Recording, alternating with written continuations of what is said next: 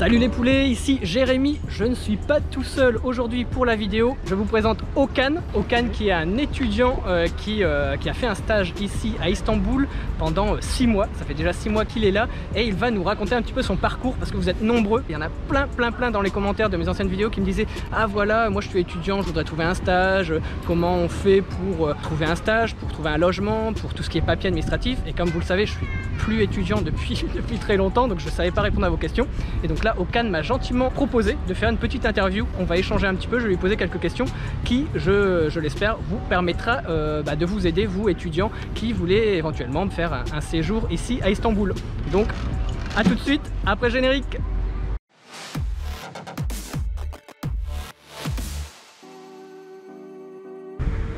Donc voilà, comme je vous l'ai dit, je suis avec Okan qui va se présenter voilà, en quelques mots et après je vais lui poser quelques questions sur son stage, comment il a trouvé son stage, pourquoi il a choisi la Turquie, comment il a trouvé voilà, le pays, la ville, etc. Voilà, donc on va voir tout ça dans la vidéo. Donc Okan, est-ce que tu peux te présenter en quelques mots, ton âge, qu'est-ce que tu fais, d'où tu viens, voilà, les grandes lignes on va dire. Alors je m'appelle Okan, je suis étudiant à l'université Grenoble-Alpes et je suis venu faire un stage justement de 6 mois. Moi, je suis dans un parcours, je suis chimiste organicien. Alors tout d'abord, j'ai commencé, moi, j'avais fait une licence chimie-biologie et après je suis parti sur une optique sur la chimie parce que j'aimais la chimie et je suis allé sur la synthèse organique, plus précisément la synthèse organique. Le jour où je devais trouver un stage, j'avais un stage de 6 mois effectué en 2e année de master. Et je me dis pourquoi pas Istanbul. C'était vraiment là, j'étais dans mon petit studio à Grenoble et je me disais mais pourquoi pas faire un stage à Istanbul. Et qu'est-ce qui te plaît dans Istanbul? Parce que tu as un lien, tu as une connexion avec Istanbul, avec la Turquie. Totalement. Alors le lien, c'est vrai que j'ai des origines qui m'ont pas mal aidé, mais surtout je suis venu 2-3 fois en vacances, 2-3 jours, histoire de voir cette ville. Et ça m'a plu pas mal en termes de vie, conditions de vie, niveau de vie et cadre vraiment social et qui a fait qu'aujourd'hui je me dis pourquoi pas faire un stage à Istanbul. Comment j'ai fait? Tout simplement j'ai commencé à faire ma recherche. J'ai ouvert la map sur Google Maps, et j'ai marqué industrie pharmaceutique. Ok, donc ta première recherche, la première étape que tu as fait, donc tu as tapé ça sur Google. Voilà, je veux faire un stage à Istanbul, ok, je vais noter, je vais faire une recherche. Exactement. Ok.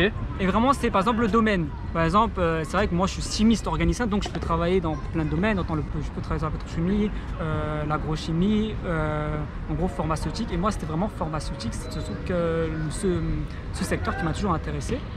Donc j'ai marqué industrie pharmaceutique et vu tous les industries pharmaceutiques qu'il y avait à Istanbul. Et après tout simplement, j'ai regardé certaines entreprises, moi je visais plus les plus grosses entreprises et j'ai tout simplement écrit soit sur leur mail, directement sur leur mail où c'était écrit recrutement.nanana, directement envoyé mon CV, mais en turc. Tout ça je l'ai fait en turc.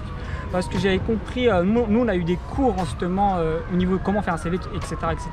Et souvent, une personne des ressources humaines m'avait dit qu'il faut toujours, c'est mieux d'écrire avec la langue du pays. Ok, donc en fait, tu n'as même pas traduit en anglais, en français, tu as juste écrit en turc. Exactement. Ok, donc directement en turc. Donc voilà, donc si vous voulez être recruté par une entreprise en Turquie, donc voilà, Okan vous donne le conseil d'écrire directement en turc. Voilà, donc c'est déjà un bon conseil si vous voulez trouver un stage ici. Et ensuite? Exactement. Et ensuite, après je vous conseille par exemple, il y a carrières.net, c'est beaucoup utilisé en Turquie. Généralement les gens trouvent du boulot à travers cette plateforme. Moi par exemple, c'était pas mon cas. Moi j'ai directement allé sur les sites des entreprises et directement, par exemple, il y avait une partie info, et le nom de l'entreprise et souvent j'ai envoyé là-bas. C'était quoi tes critères en fait? Comment tu as sélectionné? Tu as fait ta recherche, tu as vu les entreprises, ça a été sur les sites, recrutement, tu as envoyé un email. Comment tu as sélectionné en fait tes entreprises? Tu as vraiment pris au hasard, voilà les résultats? Et je regardais par exemple l'entreprise comme elle était, la grandeur. Je regardais beaucoup la grandeur. Vous pouvez vite savoir la grandeur d'une entreprise. Par exemple, c'est les Good Manufacturing Process, GMP, les normes GMP, les normes ISO qui sont. Et c'est là que vous voyez directement que c'est une entreprise qui est assez grande. Et je regardais souvent la grandeur de l'entreprise. Plus c'est grand, plus vous savez que c'est sûr, il n'y a pas de souci et il y a une certaine sécurité en termes de sécurité de l'emploi. Moi, en tout cas, j'ai envoyé voilà, sur des grandes entreprises parce que je visais vraiment ces entreprises-là. Je n'étais pas en train de viser des petits laboratoires, je vise vraiment directement l'industrie pharmaceutique directement. Et donc la Turquie, parce que tu as des origines avec la Turquie, donc pour ton process, donc tu as vraiment été sur Internet, tu as eu beaucoup de réponses? Il y a beaucoup d'entreprises qui t'ont répondu ou c'était vraiment assez compliqué d'avoir des réponses? J'ai eu pas mal de réponses. Après, les réponses c'était qu'en Turquie, il n'y a pas du tout de stage en master. Ils appellent ça licence supérieure ici. Et en licence supérieure, il n'y a pas de stage. En tout cas, dans mon domaine, je vous parle là plus de la chimie, même biologie, partie scientifique. Pensez plus sur la partie scientifique. Moi, je ne savais pas, il n'y avait pas de stage au niveau master. Donc, ils m'ont tous envoyé que les stages s'effectuaient l'été. Et généralement, ça durait 1 mois. La plupart des stagiaires d'université sont 1 à 2 mois et c'est que l'été. Il faut savoir, donc en Turquie, voilà, moi je le savais pas du tout, comme moi je suis pas du tout dans ce circuit-là en fait de les études, les stages, etc. Donc, comme Okan le dit, ici en Turquie, ils recrutent souvent les stagiaires, mais simplement l'été, donc 1 ou 2 mois, donc juillet, août, donc c'est pas évident, mais Okan, lui, a fait quand même un stage de 6 mois, donc qui a démarré au mois de janvier, et là on est au mois de juillet, au moment où on tourne la vidéo, donc c'est possible quand même. Vous pouvez quand même faire un stage de long terme, mais sachez que voilà, l'été ce sera beaucoup plus simple si vous voulez trouver un petit stage de 1 ou 2 mois. Je voulais savoir, voilà, au niveau administratif, voilà, quand tu as eu des réponses, etc., quand tu as choisi, quand tu as trouvé en fait ton entreprise, comment ça s'est passé le déroulement en fait pour avoir ton stage? Tout simplement, la première mail que j'ai reçue pour le stage actuel que je vais effectuer, l'entreprise m'a envoyé toute la législation du pays, tout en détail. En turc? En turc. En turc, bien sûr en turc. Là, c'était tout en turc. Ouais.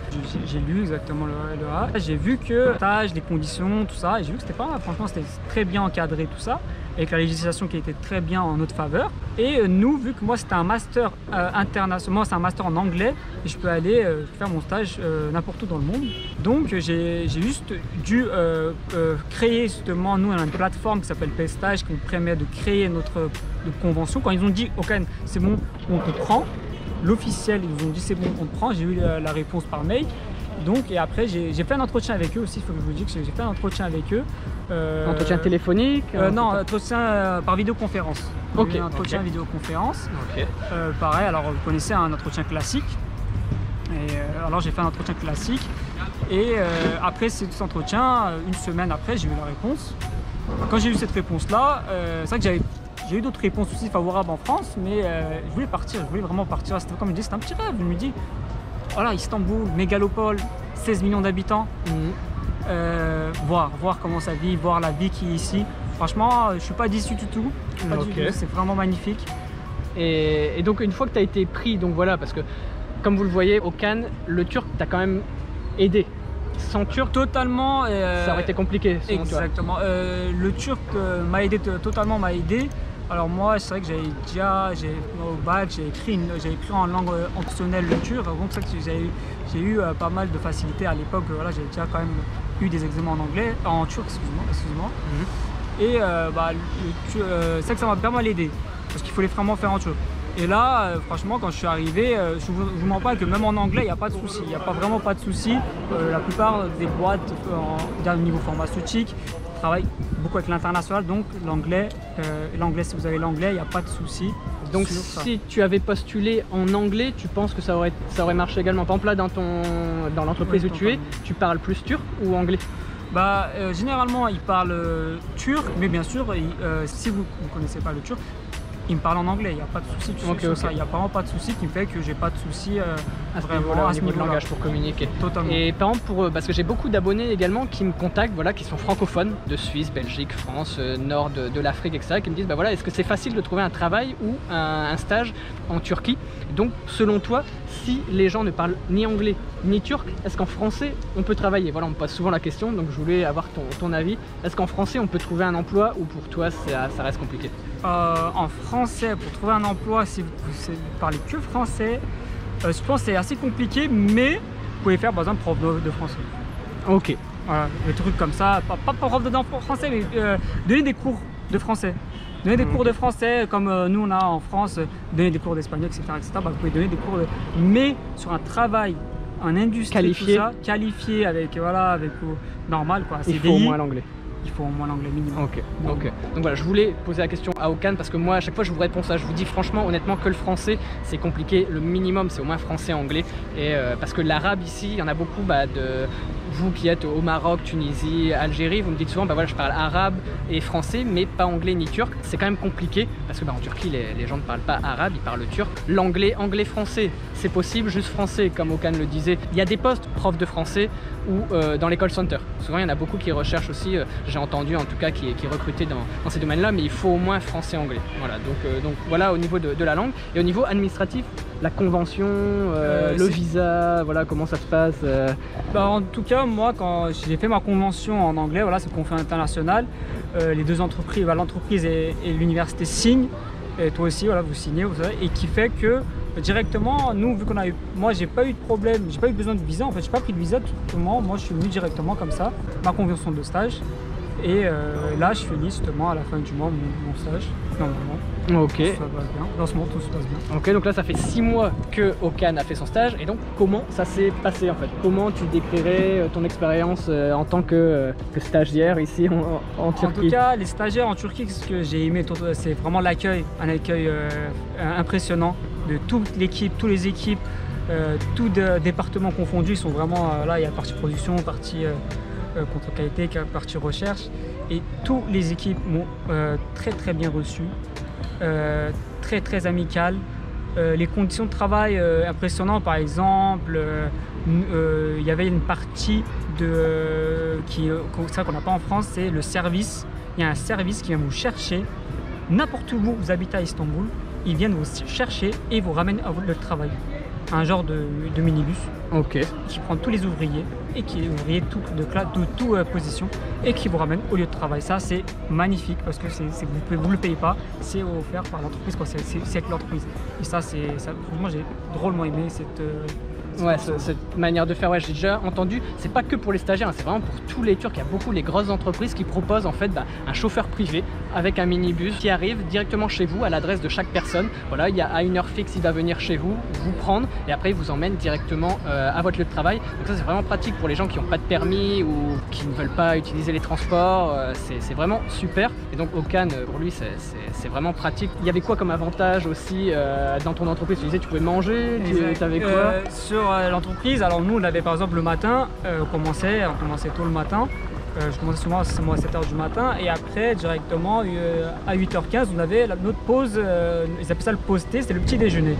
Alors petit déjeuner, souvent là c'était pas plus, on avait quelques apéritifs et on mangeait vraiment cette convivialité.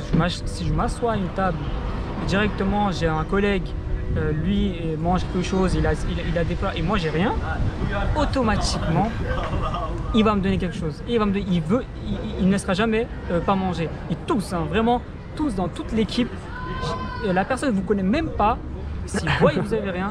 Et ça, c'est impressionnant, cette générosité. Voilà. Exactement. C'est comme je vous le dis souvent dans les vidéos, voilà, les Turcs sont vraiment très généreux. Ils aident. Et là, franchement, tu as été intégré facilement, je suppose. Voilà, donc voilà, ça retranscrit un peu ce que je ressens. Et c'est ça que j'aime bien, en fait, la convivialité, la générosité. Voilà, les gens aident. Et ce petit déjeuner du matin avec toute l'équipe, c'est toujours sympa. Ça soude un peu l'équipe. Donc voilà, il y a le service déjà qui permet de connaître un petit peu. On est vraiment dans le milieu professionnel. On vient vous chercher. Ensuite, vous mangez ensemble. Après, je suppose, tu as la cantine aussi au midi. Exactement. Est-ce que c'est payant? Non, c'est total. C'est pareil, c'est offert par l'entreprise. Voilà, à midi, vous avez un buffet et vous avez vraiment plat, entrée, dessert avec soupe et franchement totalement gratuit. C'est ça qui est, c'est tout qui est gratuit. Okay. Et au soir, tu repars avec le service aussi? Exactement. Okay. Donc en fait, l'entreprise se charge de tout. En fait, elle t'accueille, tu manges là-bas, tu es comme à la maison, une grande famille. Exactement. C'est comme une famille, exactement. Et c'est vraiment cet esprit-là que j'ai drôlement aimé. Comment différent. J'ai travaillé, on va dire, pendant, par exemple, j'ai fait différentes équipes. C'est vrai que moi, j'étais sur différents laboratoires. Et on m'a même, par exemple, offert des gâteaux. On mangeait des gâteaux souvent chaque mois. Et pour chaque anniversaire de chaque personne dans ce mois-là, ils prenaient un gâteau et on mangeait tous un gâteau pour fêter l'anniversaire de toutes les personnes. Ça, c'est vraiment, moi, j'aimais cette ambiance. Vraiment, l'ambiance de travail est magnifique. Ok, bon super, donc voilà, on retrouve retrouve cette culture des Turcs. Il y a ce côté famille, voilà, familial, communautaire, et c'est ça qui se retranscrit. C'est pas que dans la vie de tous les jours, comme je vous le dis. Là, vraiment, en entreprise, c'est à peu près la même chose. Donc ça, moi, ça m'a fait chaud au cœur d'entendre ça, que même dans le milieu professionnel, c'est la même chose. Par rapport, voilà, à ton logement, tu as trouvé un logement, mais à distance, comment tu as procédé? Bah, au début, justement, quand j'ai eu la réponse, directement venait il faut que je trouve un logement. Donc là, pour le logement, j'ai regardé par saibinden.com. Voilà, ouais, c'est ça. Hein. J'ai commencé, j'ai regardé autour de mon lieu de travail. Parce que je savais qu'ici, le trafic routier qui est assez dense, très très dense, donc que je voulais être le plus proche du lieu de travail, surtout quand on commence à 7 h du matin. Il faut être proche du lieu de travail pour moi. Ouais, parce que sinon tu mets vite 1 heure ou 2 pour aller au boulot. Exactement. Donc c'est pour ça que j'ai minimisé ça. Je regardais vraiment le plus proche, avec le plus d'avantages. Et là, alors j'ai vu qu'autour de où j'habitais, du lieu de travail, il n'y avait que des résidences. J'appelle ça des résidences à l'américaine comme au Canada, parce qu'en France, moi je n'ai jamais vu. Il n'y en a pas beaucoup. Je n'ai pas des vu. grandes tours avec plein, comment dire, des services en plus. Voilà, il y a une salle de sport, il y a une piscine, voilà, il y a plein de choses, des salles de conférence, je suppose. Voilà, il y a des salles qui sont mises à disposition. Donc je sais pas du tout comment on appelle ça en France. Qu'en France, souvent tu as une tour et tu as ton appart et c'est tout, t'as pas de trucs en plus. Ouais, je sais pas comment. Ouais, des complexes résidentiels, voilà, c'est assez commun ici, des grandes tours mais avec piscine, plein de trucs en commun, voilà, plein de parties communes. Et ce que j'ai aimé j'ai pris ça justement, c'est non seulement je suis c'est vrai, avec une certaine classe sociale, et aussi avoir toutes ces activités là sans me déplacer vraiment. Je me déplace, en fait moi c'est très grand, c'est comme un quartier résidentiel. Avec tout, voilà, penser tout autour avec des barbelés et la sécurité 24/24. Pour moi, c'est vrai que je donne beaucoup d'importance aussi à la sécurité, qui a fait que j'ai pris un logement comme ça. Franchement, je me dis vraiment pas mal. Et surtout, j'étais au 16e étage, je suis au 7e étage, tout grand, je vois. Et moi, j'ai toujours aimé la hauteur. J'ai toujours aimé la hauteur, c'est pour ça que quand j'ai vu l'appartement, un coup de cœur. Directement, j'ai dit je le prends. Ok. Direct, je l'ai fait en une journée. Et donc c'est par Saibinden, voilà, par le site Saibinden, puis après c'est un agence immobilier. Ok, alors, donc sur Saibinden, tu as trouvé le logement et après tu as été en contact avec l'agence immobilière. Totalement. Et c'est comme ça que tu as trouvé. Donc tu as trouvé à distance, donc quand tu étais encore en France. Exactement, j'ai vu déjà en France, je les ai déjà appelés. Il m'avait dit, appelez-nous à 2 semaines de votre arrivée parce que sinon c'est trop tôt. Okay. C'est comme ça, j'ai fait que à 2 semaines de mon arrivée, j'ai appelé. Et après, en fait, quand je suis arrivé sur place, moi j'avais quelqu'un qui pouvait me loger avec un court temps. Alors j'ai pu me loger chez cette personne-là. Okay. Puis lui il m'a beaucoup facilité parce qu'il était mon garant et qui a fait que j'ai vite pu prendre l'appartement en fait, très rapidement. Okay. Et après commencer directement mon stage. Et est-ce que tu as dû envoyer un dépôt de garantie, je sais pas, avant pour réserver, ou tu as tout fait sur place en Turquie? Est-ce que tu as dû faire un virement avant ou tout s'est fait vraiment tout s'est fait ici. Je l'avais vu vendredi. Vers le soir, ils m'ont demandé un petit dépôt. Ok, normal. Un petit dépôt. Et après, directement, voilà, on paye les frais d'agence. Et après, directement, vous payez, généralement, ça dépend, de 2, 3. Moi, je crois que j'ai payé 3. Ouais, souvent, on paye le premier mois de loyer. 1 mois pour l'agence, si vous passez par une agence immobilière, souvent c'est quasiment 1 mois de loyer. Ensuite 1 mois de dépôt de garantie, voilà, 1 ou 2 mois. Donc ça peut vite monter, voilà, ça peut vite monter, mais en France c'est pareil, c'est à peu près la même chose. Il y a toujours 1 mois de caution, on va dire, 1 mois pour l'agence et 1 mois, le premier mois de loyer. Donc voilà, donc t'as pas dû payer avant.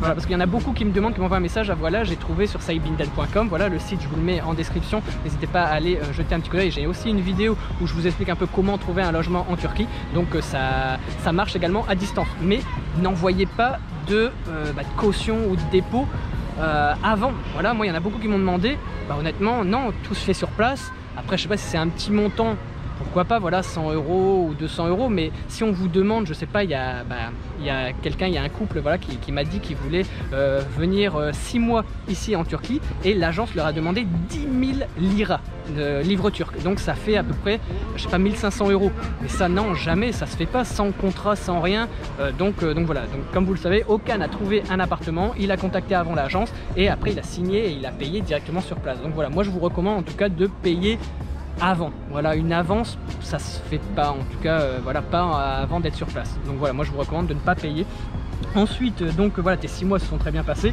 bien accueillis. Quels sont les conseils que tu donnerais à quelqu'un qui cherche un stage comme toi ici en Turquie?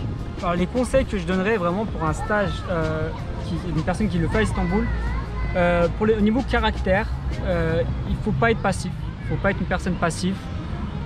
Parce que ici, voilà, il faut montrer que vous êtes là, il faut montrer vos connaissances, il faut montrer que vous savez faire et vite apprendre ça, vous montrer que vous êtes différent.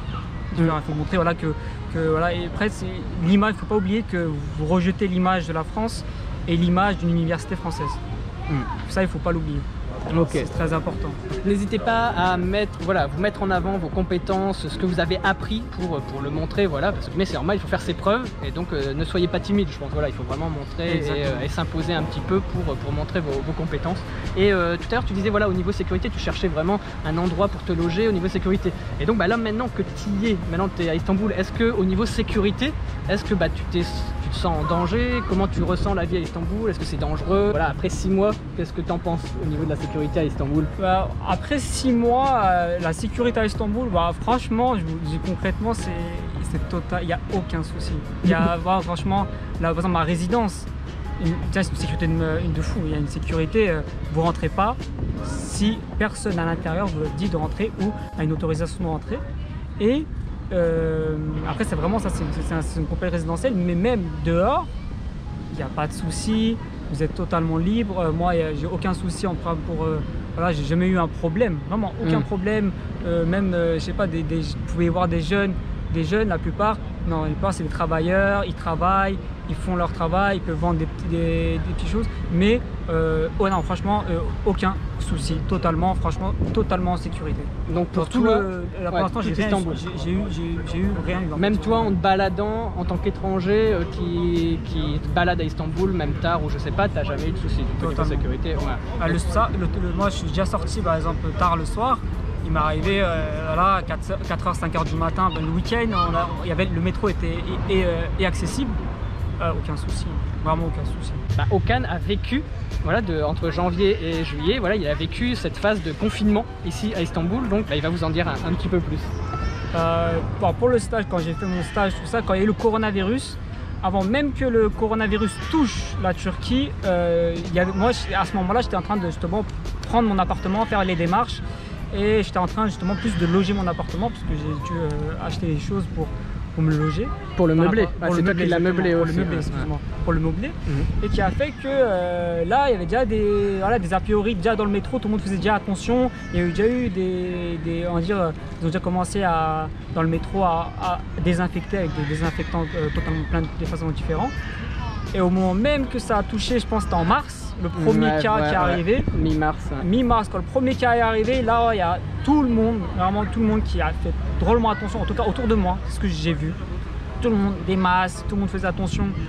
Très peu de gens sortaient, les bars, les cafés, c'était vraiment totalement, tout le monde faisait attention. Et encore plus dans mon lieu de travail, franchement était exemplaire sur ça. Avec les distances de sécurité, franchement le respect total de toutes les règles. On a appliqué ces règles directement, avant même que le premier cas tombe. Plein de cas, Et directement, on a eu des formulaires remplis avec toutes les nouvelles règles à appliquer, les nouvelles mesures à appliquer. Et ça, c'était vraiment magnifique en termes de dire que vraiment il y avait une sécurité. Tu sentais qu'il y avait une certaine sécurité. Et par exemple, toi, comment tu l'as vécu? Moi, franchement, c'est vrai que c'était. Parce qu'un stage, comme ça, dans un pays. Le stage continuait. Parce que vu qu'il continuait, je le sentais pas trop. Je travaille, maison, travail. Et mon lieu de travail, vu que mon logement et mon lieu de travail étaient très proches, je partais à pied. Moi, je partais à pied, justement, j'avais pris très proche. Donc, je ne voyais pas bon. Mais après, que la sociabilisation, elle était complètement compliquée parce que personne sortait. Personne sortait à ce moment-là. Donc, toi, ton stage s'est arrêté alors? Moi non, il s'est pas arrêté, non, on a continué, dans le laboratoire on a continué. Et moi j'ai travaillé et justement le fait justement on a énormément de règles justement pour le confinement et pour les règles, et c'est pour ça que moi vu que je suis dans le domaine santé, parce que c'est industrie pharmaceutique, nous on avait le droit d'aller travailler. Il y avait le confinement, mais pour nous on avait le droit. Pour les autres secteurs je peux pas le dire, mais nous on n'avait pas de soucis sur ça. Ouais, comme tout ce qui était hospitalier, médecine, pharmaceutique, etc. Là, les gens étaient encore autorisés. Comme je vous l'avais dit, le confinement était un peu partiel. C'était vraiment le week-end, on ne pouvait pas sortir pendant un petit moment. Et après, la semaine, les gens pouvaient quand même travailler. Donc voilà, entre 18 ans et 60 ans, si je me souviens bien, je pense que c'était ça les âges. Donc voilà, donc Okan faisait partie de ces gens-là qui travaillaient la semaine, mais tu étais confiné le week-end. Exactement. Samedi, dimanche, tu pouvais pas sortir. Donc parfait. Est-ce que éventuellement, voilà, sans rentrer dans les détails, est-ce que tu es rémunéré pour ton stage ou pas du tout? Il y a des rémunérations possibles. Après, voilà, c'est vraiment négocier à l'entretien. Ça, il faut négocier à l'entretien. Après, il y en a, ils n'étaient pas rémunérés, il y en a, ils étaient rémunérés. C'est des gens, moi j'ai vu la plupart des lycées, des universités ne sont pas rémunérés, mais sur des courts termes, ils ne sont pas rémunérés, il y en a qui sont rémunérés. Ça, c'est vraiment au cas par cas. Au cas, en fonction de l'entreprise. Exactement. Même la somme aussi de rémunération, je ne pense pas que voilà, ça doit être au cas par cas aussi. Ça, il faut vraiment voir, il faut voir la législation. Donc, je pense qu'on a fait quand même pas mal le tour. Comment il a trouvé le stage à distance sur Internet, comment il a trouvé son logement avec saibinen.com, un peu les conditions, voilà, ce côté famille, voilà, proche, voilà, il s'est intégré super facilement, les Turcs l'ont intégré. Donc le turc est quand même un avantage, en tout cas pour Okan. Parler que français c'est compliqué, donc français-anglais un minimum. Et t'as pas eu de difficulté à trouver, t'as trouvé au bout de combien de temps après avoir commencé tes recherches? Le stage, ouais. Le stage, j'avais envoyé en septembre, j'avais la réponse fin octobre. Donc t'as quand même trouvé, malgré que toi c'était 6 mois, c'était pas entre guillemets, c'était en dehors des habitudes turques, plutôt de prendre des stages en été. Toi t'as quand même trouvé assez facilement. Au début t'as quand même beaucoup de refus à cause de ça? La plupart c'était pas de refus, c'est qu'ils n'avaient pas l'habitude, ils s'étaient postulés, sauf que moi c'était pas comme ça, c'était pas le même système. Ouais. Et pour trouver le logement, t'as mis combien de temps? J'ai regardé en décembre, fin décembre, j'avais regardé les logements, j'avais déjà appelé, on m'avait dit justement 3 semaines après, et je me dis quand je viens sur place, je trouve, alors que je suis venu sur place en une semaine. En une semaine, en une journée, j'ai pris l'appartement. J'ai signé le bail en une journée. Après, j'ai eu pas mal de facilités dû à j'avais un garant et ils avaient aussi tous les qu'est-ce qu'ils demandaient leurs papiers, c'était assez rapide. Franchement, c'était assez rapide sur ce point. Un truc à rajouter, c'était vraiment par exemple, pas besoin d'une voiture vraiment parce que franchement, moi ce que j'ai aimé c'est par exemple que tu avais mis des vidéos sur Getir, c'est peut-être tous ces trucs de ramener en fait, pas besoin de faire les courses, il y a tout qui vient chez vous. Livraison à domicile. Livraison à domicile, j'ai jamais vu, franchement la vérité, j'ai jamais vu une livraison à domicile aussi efficace. Avec les applications, il y a Getir, il y a Yemek Sepeti. J'ai fait une vidéo avec les applications à avoir absolument en Turquie et il y a Getir, Yemek Sepeti, voilà, Bitaxi si vous prenez le taxi, etc. Il y a plein d'applications ici. En tout cas, Okan, merci beaucoup pour ces réponses. Franchement, je pense que ça va en aider plus d'un. N'hésitez pas, si vous avez d'autres questions, des choses que j'ai pas abordées, n'hésitez pas à les rédiger dans les commentaires en dessous de la vidéo. En tout cas, un grand merci Okan pour cette interview. Il faut savoir que c'est Okan qui m'a contacté, qui m'a dit voilà, je suis un étudiant, j'ai trouvé un stage, est-ce que ça t'intéresse d'en discuter sur ta chaîne? Donc voilà, un grand merci à toi. N'hésitez pas à laisser des commentaires, poser des questions, peut-être qu'Okan vous répondra directement ou je vous répondrai par son intermédiaire. En tout cas, n'hésitez pas, si la vidéo vous a plu, vous avez appris des choses, à mettre le pouce en l'air, à vous abonner si ce n'est pas déjà fait et à me suivre également sur Instagram. Comme vous le savez, j'ai un compte Instagram où je publie des choses régulièrement, des stories sur ma vie ici à Istanbul. J'y vis depuis 3 ans, donc n'hésitez pas à me suivre également sur Instagram. Tchuss les poulets! Ciao.